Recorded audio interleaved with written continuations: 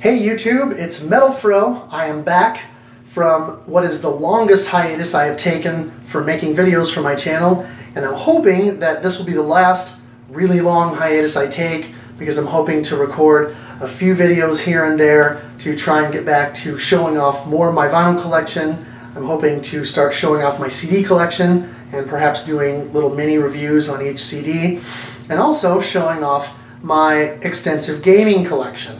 And that's what I'd like to do for you today, is to kind of come back with a little bit of a retro unboxing of a Sega Saturn 3D control pad. Now, for those unfamiliar with the Sega Saturn, it was Sega's answer to the PlayStation, if you will. Not necessarily their answer, because they kind of were in development at the same time, but it was certainly Sega's full 32-bit CD-based console, in the same fashion as what the PlayStation was. And so during the life of the Saturn, as some of you may know, it had a very difficult time catching on here in North America. Now in Japan, the system fared better, as there were quite a few more releases in Japan than what we ever saw in the States and also in Europe. But in North America, the Saturn really had a hard time catching on to the market.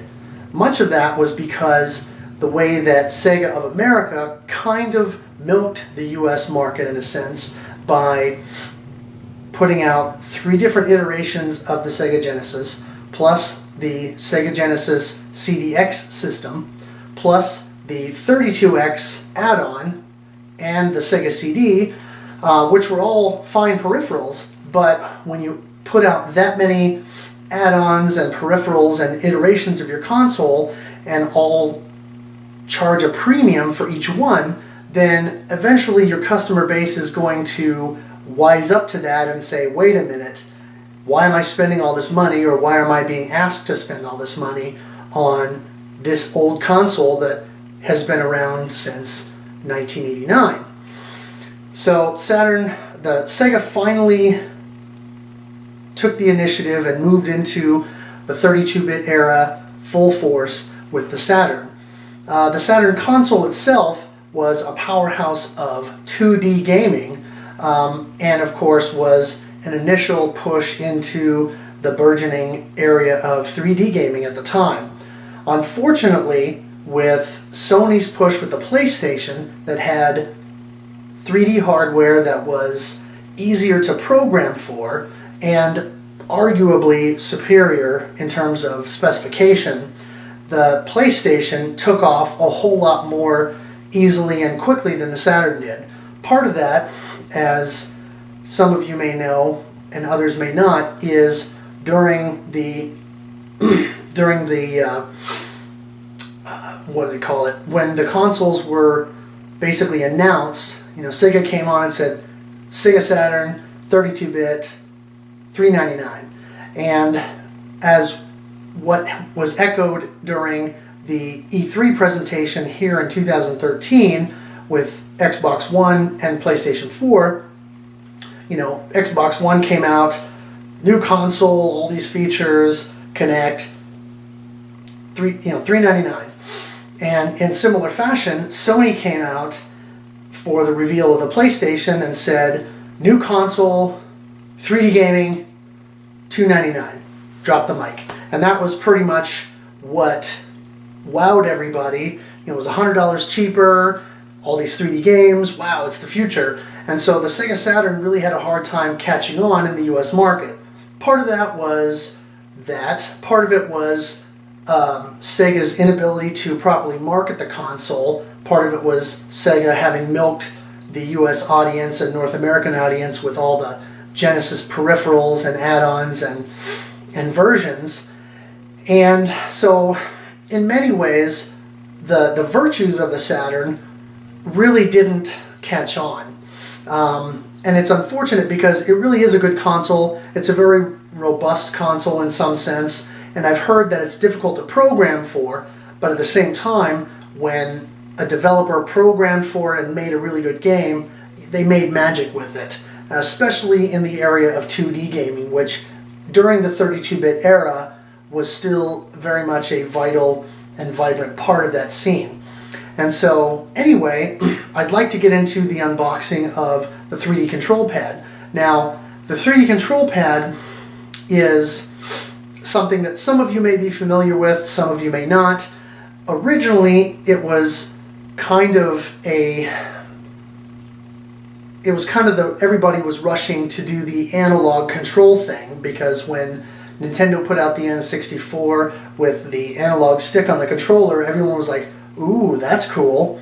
And so, you know, Sony put out the DualShock controller with the dual analog sticks, and Sega answered that as well with the 3D control pad. And the killer app, in many ways, for the Saturn and for the 3D control pad was the game Knights. And that's how I originally picked up a 3D control pad. I don't know if it'll show up very well in the video here, but I've got an original Dreamcast controller here, and then also my original 3D controller for the Saturn that I bought years ago with a used copy of Knights.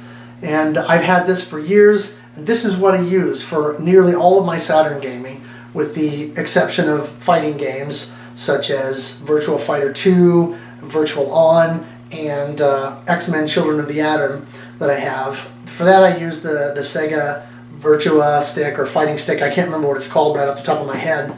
But for almost everything I use the 3D control pad. In part because when the Saturn originally shipped, it shipped with this. Now for those of you who are early adopters of the Saturn, you'll recognize this. If you've not seen a Saturn or aren't that familiar with it, this is the control pad that originally shipped with the Saturn. Now, I'm not sure how it'll pick up on the video, but if you look at it, you can see that you know, it's got the same kind of similar rounded D-pad to what the Genesis had, and then it has a 6-button layout similar to what the Genesis controller had toward the end of its life. But something else that I want you to notice are the shoulder buttons. I'm not sure what Sega was thinking, specifically Sega of America, because Sega of Japan had put out a really quality joypad or gamepad, and instead of using the nice raised shoulder buttons similar to what a Super NES or Super Famicom controller had in the 16-bit era, they went with these sort of I'm not even sure what you call them, you know, these shoulder buttons the way they are. This right shoulder button still has some clicking action. Not sure if it'll come up on the video, but this one has long since stopped clicking. And I'm not even sure if it works anymore, because honestly, I haven't used this controller in years. But thankfully, later in the console's life, Sega released a pad that was essentially a clone of the Japanese pad, which had better D-pad, better buttons, a little bit better contour, and of course the raised shoulder buttons. What I prefer is the 3D control pad, and this is a standalone 3D control pad from Sega. Most of you who have seen this have seen it packaged with Knights. For those who haven't seen it packaged with Knights or have never seen one, this is the genuine article, and this is actually the standalone version. You can see there what I paid for it. A little bit more than I wanted to, but anyway, it was in pretty good shape. The box and everything is in real good shape, and the controller has never been used. So I'll go ahead and open this up here, and you can see when I pull it out that it's still in the original box, and it has several documents in here. A Sega mail-in coupon, get up to $5 back on off one Saturn game, or $15 off 2 Saturn games. So Sega, I'll be using this coupon soon. There is a little bit of a safety instructions card. So for those of you who have purchased game systems, they always come with these sort of safety instructions and so forth. And I didn't get this with the 3D control pad that I have back here, because I got it used and it didn't come with everything. But it's interesting to note some stuff about the controller on the flip side, which I'll show you actually in more detail here in just a moment. In addition to that, we get a little product registration card, which also gives you the ability to enter a sweepstakes. If you enter before March 16th, 1998, that ship has sailed, to win a Virtua Fighter 3 arcade cabinet, which you can see there. Kind of a neat deal. I'm not a big Virtua Fighter guy, but that still would have been cool back in the day to have that arcade cabinet sitting in my apartment. Another cool thing that it came with, and I love these kinds of things when game companies put them in, package them in with their releases, is one of these little fold-outs that has the various different games and things that you can go out and buy. And there's quite a variety here of different titles that you can pick up for your Sega Saturn. And of course on the flip side, same thing. A number of different titles that you can pick up for the Sega Saturn. Just to highlight a couple, they had Mortal Kombat Trilogy, Fighters Megamix, Warcraft 2, Panzer Dragoon Saga, which is, as far as I'm aware, the most sought-after US or North American Sega Saturn release, because it was released in such limited quantities that people are paying insane amounts of money for it, along with some sports games, Croc, which also appeared on the PlayStation, Saturn Bomberman, which by all accounts is the best entry in the Bomberman series, although some people I think probably like Bomberman 93 or 94, I can't remember which it is, on the TurboGrafx 16.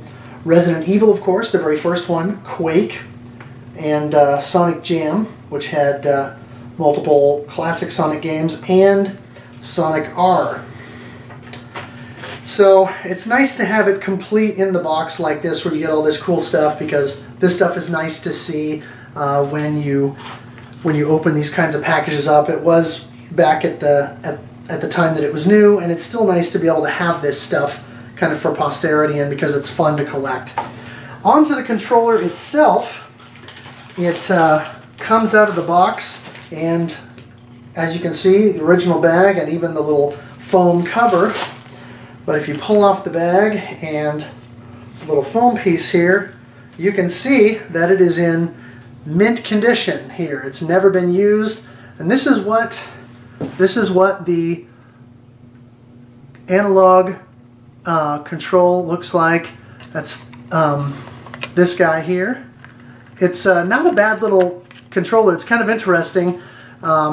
It's sort of a like little thumb controller. It's got a little bit of a indentation to it and some little rings in here so that you can kind of get a little bit of grip on it. It's not as nice as the Sony PlayStation analog controller. I still think that the the DualShock controller that they came up with the twin analog sticks is still the best analog controller out of all of the analog controls that have come out for game consoles. The N64 sticks were kind of fiddly. They improved it. Nintendo improved that with the GameCube quite a bit, but this isn't half bad. You know, this little analog thumbstick. It's nice for games like Knights. It also works with a few other games. I have Duke Nukem 3D on the Saturn, which works with that. And then also Daytona USA Championship Edition, I believe. I'm not very good at racing games, but it does control much better with the analog than it does with the D-pad. But it's an improved D-pad. As you can see, it's a little bit bigger and more defined than what came on the original controller. Has a nice action to it, nice feel. All the buttons are the same size, which you couldn't have said about the original controller, because the A, B, and C were about this size and the XYZ buttons were smaller, which was a curious choice. Nice big start button here, and then this little switch down here would allow you to switch between analog and digital control. It's very easy to see which you were going to use because the digital control, or the D-pad on the left, looked like a little plus sign, and then on the right hand side you had the little circle signifying the analog control. In addition, you have these nice shoulder triggers here with really good click action and obvious, indication that you're hitting them, unlike these fiddly little things that just don't give you much indication as to what you're doing. But these are great. Something that I didn't really ever know about the controller, I thought perhaps it was some kind of an expansion possibility or whatever, but you can actually remove the cord from the controller. You just push down this little thing and pop it right out. And so then you've got the controller itself and then the cord. But after looking at the little manual that comes in the box, it's actually just for storage purposes, which is kind of nice. I wish more companies during the era of the wired controller would have done this. Of course, now everything is pretty much wireless and based upon the USB specification, so you can plug your controller in to charge it or control with it if you're out of charge. But otherwise you pretty much go wirelessly. But this was a nice feature if you wanted to store it somewhere, keep it out of harm's way or out of the way of dust. You can separate these two pieces, bag them up, and put them away. And then it just slides right back in and clips in very nicely. So that is the Sega Saturn 3D pad. I like this controller. A lot of people don't because they think it's too big and bulky. But I really like the grippy handles underneath. So when I'm holding it, I really get a sense that I have a firm grasp on the controller. It's comfortable. I have large hands, so for me this fits nicely. I suppose somebody with smaller hands might think this is not very comfortable, but for me, my thumb is a nice distance there with the D-pad, and also, reach up just a little bit for the analog. And then, of course, I keep my fingers up here to keep a hold of it, but then, ready to use the triggers when I need, and easy access to all the buttons on the face, easy access to the start and to the switch, to switch between your analog and digital control. Something that I would like to highlight is some people who don't know or have never seen the Saturn 3D control pad don't realize that the Sega Dreamcast pad is essentially a direct descendant of it. And so you can see in this side-by-side comparison that the Dreamcast controller really is just a continuation of the ideas started with the Saturn pad.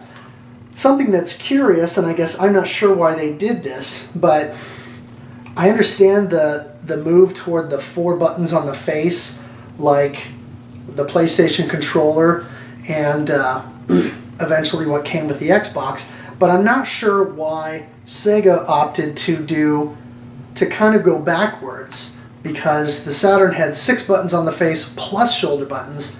This only has 4 buttons on the face plus shoulder buttons. But as you can see, the design of the two controllers is very similar, and the only thing that they've done with the Dreamcast pad is make it a little bit more streamlined and slightly more contoured and stylized. Of course, it has your expansion ports for your memory cards and your VMU, or your vibration kits, like the rocker pack here that I've got. And it does not have the removable cable like the 3D Saturn pad did, but essentially the designs are very similar. The handles underneath that you can grip, the shoulder buttons here recessed from the front that are really nice and clicky. That's basically the same shoulder button, just in a slightly different form factor. So for anyone who likes the Dreamcast pad and thinks that this is a good controller, if you're getting into Saturn gaming or you have a Saturn but you've never purchased a 3D control pad, I would recommend doing so, because this is a good controller and this is almost all that I use. I will at some point probably pick up the later model pad that echoes the Japanese pad, because people do say that it's a fantastic controller, and I do want to try it out because I've never had the opportunity to. But in the meantime, this is a great controller, and this is what I've got for all my Saturn gaming needs. As a bonus, in addition to getting that, I also recently found something that I did not know existed, and that is a Sega Saturn extension cord. Now, I've had Sega Genesis, PlayStation 1 and 2, and GameCube extension cords for years. You know, they come in different forms. I've got a Genesis one that has sort of a telephone cord kind of thing with it, where it's all coiled up and it stretches out. I've got a GameCube one that's nice, that sort of rolls up into this little cubby. Otherwise, they're just straight cords. This is just a standard straight cord, but as you can see, it's got the nice piece here that you can plug the end of your controller into, and then of course this side that goes into the system itself. So a really nice extra accessory. I didn't get this with the 3D control pad, I just ordered it online, but I didn't know until recently that anyone had released these. So this is great because I can plug this into the system, plug the 3D pad into here, and sit on the bed and play Saturn on this nice TV while I'm sitting in bed, and you know, do my Shinobi Legions, or you know, whatever, like Galactic Attack, Darius Gaiden, or what have you. And so anyway, this is fantastic and something that I will be using here in the very near future. So anyway, thanks for watching, and hope you enjoyed seeing the retro unboxing of the Sega Saturn 3D control pad, and hope to see you guys soon.